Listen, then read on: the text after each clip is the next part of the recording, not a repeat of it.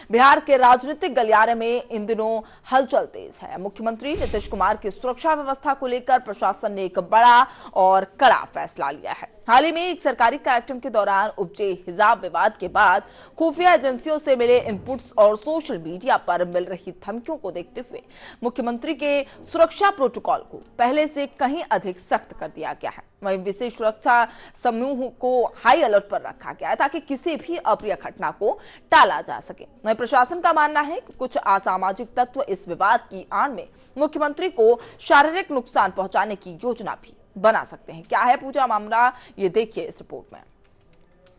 मुख्यमंत्री की सुरक्षा व्यवस्था की ये विस्तृत समीक्षा बिहार के पुलिस महानिदेशक और अपर पुलिस महानिदेशक के स्तर पर की गई है। इस उच्च स्तरीय बैठक के बाद ये निर्देश जारी किए गए हैं कि मुख्यमंत्री के सुरक्षा घेरे को अभेद्य बनाया जाए।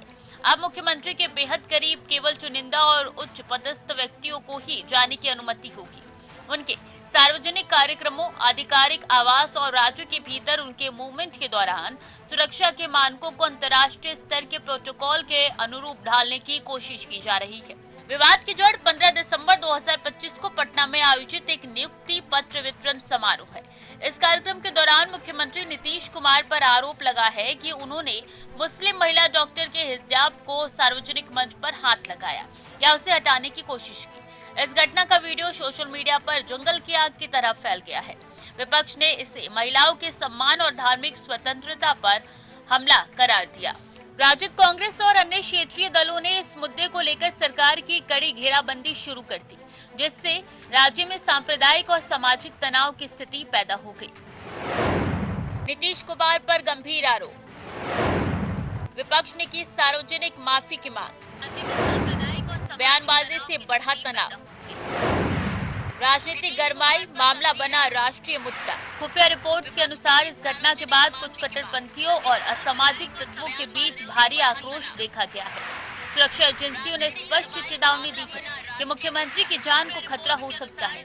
विशेष रूप से सोशल मीडिया प्लेटफॉर्म जैसे फेसबुक और एक्स पर की जा रही टिप्पणियों और सीधी धमकियों को गंभीरता से लिया गया है। साइबर सेल और खुफिया विभाग अब 24 घंटे इन डिजिटल गतिविधियों पर नजर रख रही है। किसी भी संदिग्ध पोस्ट या प्रोफाइल की गहन जांच की जा रही है ताकि साजिशकर्ताओं की पहचान की जा सके। केवल राजधानी पटना ही नहीं बल्कि बिहार के सभी जिलों के वरिष्ठ पुलिस अधीक्षक और पुलिस अधीक्षकों को विशेष सतर्कता बरतने के निर्देश दिए गए हैं। संवेदनशील इलाकों और अल्पसंख्यक बहुल क्षेत्रों में अतिरिक्त पुलिस बल की तैनाती की गई है। खुफिया एजेंसियों ने अंदेशा जताया कि मुख्यमंत्री की सार्वजनिक सभाओं में भीड़ का फायदा उठाकर कुछ अराजक तत्व अशांति फैला रही हैं। इसलिए अब हर सभा स्थल पर बहुत स्तरीय सुरक्षा घेरा होगा और ड्रोन के जरिए भी निगरानी रखी जाएगी।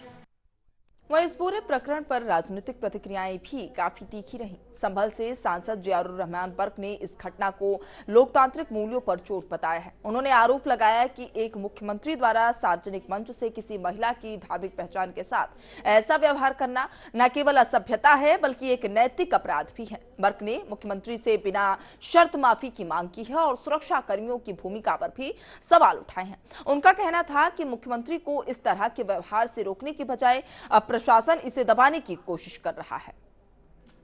जम्मू कश्मीर के मुख्यमंत्री उमर अब्दुल्ला ने भी इस मामले में अपनी नाराजगी व्यक्त की। उन्होंने नीतीश कुमार के इस कृत्य की तुलना पूर्व में हुए अन्य राजनीतिक विवादों से की और इसे एक पिछड़ी सोच का परिचायक बताया। अब्दुल्ला ने तर्क दिया कि यदि मुख्यमंत्री किसी महिला के पहनावे से असहज थे तो वो कार्यक्रम से दूरी बना सकते थे, लेकिन सार्वजनिक रूप से किसी महिला को शर्मिंदा करना पूरी तरीके से अस्वीकार्य है। उन्होंने कटाक्ष करते हुए कहा कि नीतीश कुमार की जो धर्मनिरपेक्ष छवि दशकों में बनी हुई थी वो अब धूमिल हो रही है। इस विवाद के बीच सत्ता पक्ष की ओर से बचाव की मुद्रा भी देखी गई है।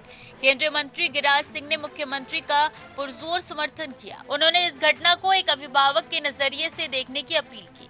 सिंह का तर्क है कि सरकारी नियुक्ति पत्र प्राप्त करते समय पहचान की पुष्टि के लिए चेहरा दिखाना अनिवार्य है।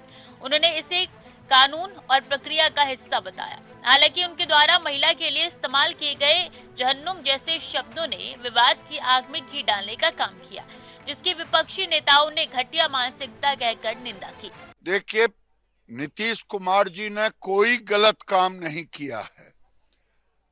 अगर कोई नियुक्ति पत्र लेने के लिए जा रहा हो या जा रही है, क्या उसका चेहरा नहीं दिखाएगी? ये कौन सा, ये कोई इस्लामिक देश है? नीतीश कुमार जी ने एक गार्जियन की हैसियत से, आप पासपोर्ट लेने जाती हो तो दिखाती हो कि नहीं? आप एयरपोर्ट पर जाते हैं तो दिखाते हैं कि नहीं? पाकिस्तान और इंग्लिस्तान की बात करते हैं। ये भारत है, भारत में कानून का राज चलेगा। नीतीश कुमार ने सही किया।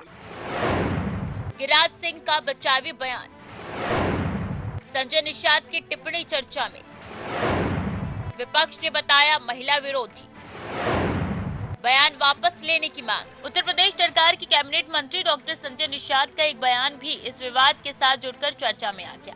उन्होंने मुख्यमंत्री नीतीश कुमार के बचाव में कुछ ऐसी टिप्पणी की जिसे विपक्षी दलों ने महिला विरोधी और अपमानजनक माना। हालांकि विवाद बढ़ता देख संजय निषाद ने एक स्पष्टीकरण वीडियो जारी किया। उन्होंने दावा किया कि उनकी बातों को गलत संदर्भ में पेश किया गया और उन्होंने केवल पूर्वांचल के स्थानीय बोली में हल्के फुल्के अंदाज में बात कही थी। उन्होंने किसी भी समुदाय या महिला का अपमान करने की मंशा से इनकार किया। प्रसिद्ध गीतकार और लेखक जावेद अख्तर का नाम भी इस विवाद में घसीटा गया। सोशल मीडिया पर उनका एक पुराना वीडियो प्रसारित कर ये दावा किया गया कि वो मुख्यमंत्री के कृत्य का समर्थन कर रही हैं। हालांकि तथ्यात्मक जांच में पता चला कि वो वीडियो एक पुराने लिटरेरी फेस्टिवल का था। जावेद अख्तर ने स्पष्ट किया कि यद्यपि वो व्यक्तिगत रूप से पर्दा प्रथा के विरोध है, लेकिन नीतीश कुमार ने जो किया वो गलत था। उन्होंने एक्स पर पोस्ट कर मांगा कि मुख्यमंत्री को उस महिला डॉक्टर से सार्वजनिक रूप से माफी मांगनी चाहिए। वह सुरक्षा विशेषज्ञों का मानना है कि जब किसी संवैधानिक पद पर बैठे व्यक्ति के खिलाफ धार्मिक भावनाओं से जुड़ा विवाद पैदा होता है तो जोखिम कई गुना बढ़ जाता है। एसएसजी ने अब क्लोज प्रॉक्सिमिटी सुरक्षा को और अधिक सुदृढ़ कर दिया है। वहीं मुख्यमंत्री के आसपास रहने वाले अधिकारियों की भी स्क्रीनिंग की जा रही है।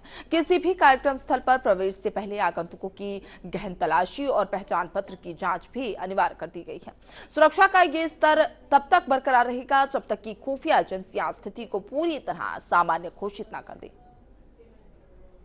वर्तमान में बिहार की राजनीति इस मुद्दे पर दो ध्रुवों में बट गई है। एक और जहां जदयू और उनके सहयोगी दल इसे प्रशासनिक प्रक्रिया और सुरक्षा का मामला बता रहे हैं, वहीं दूसरी ओर विपक्षी दल इसे महिला गरिमा और धार्मिक अधिकारों के उल्लंघन के रूप में देख रही है। इस विवाद ने न केवल बिहार बल्कि राष्ट्रीय स्तर पर भी इसका ध्यान खींचा है।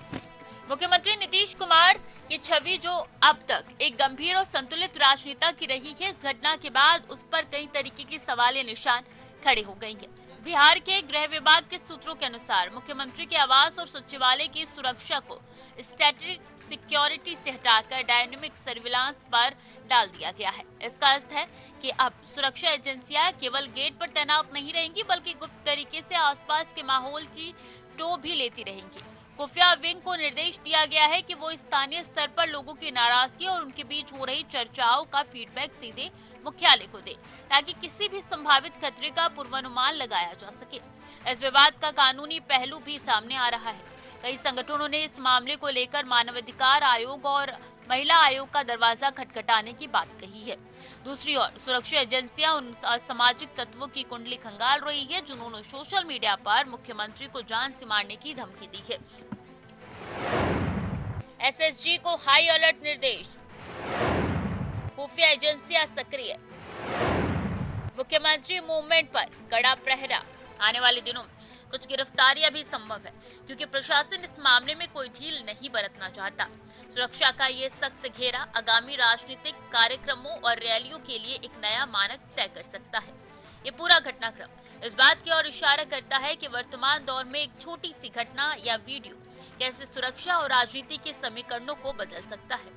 बिहार सरकार और मुख्यमंत्री के लिए ये समय चुनौतीपूर्ण है, जहां उन्हें एक और सार्वजनिक आक्रोश और विपक्षी हमलों का सामना करना पड़ रहा है, वहीं दूसरी ओर अपनी सुरक्षा को सुनिश्चित करने के लिए अभूतपूर्व कदम उठाने पड़ रहे हैं। हजाए विवाद अब केवल एक सामाजिक बहस नहीं रह गया, बल्कि बिहार की सुरक्षा और राजनीति के केंद्र में आ गया है।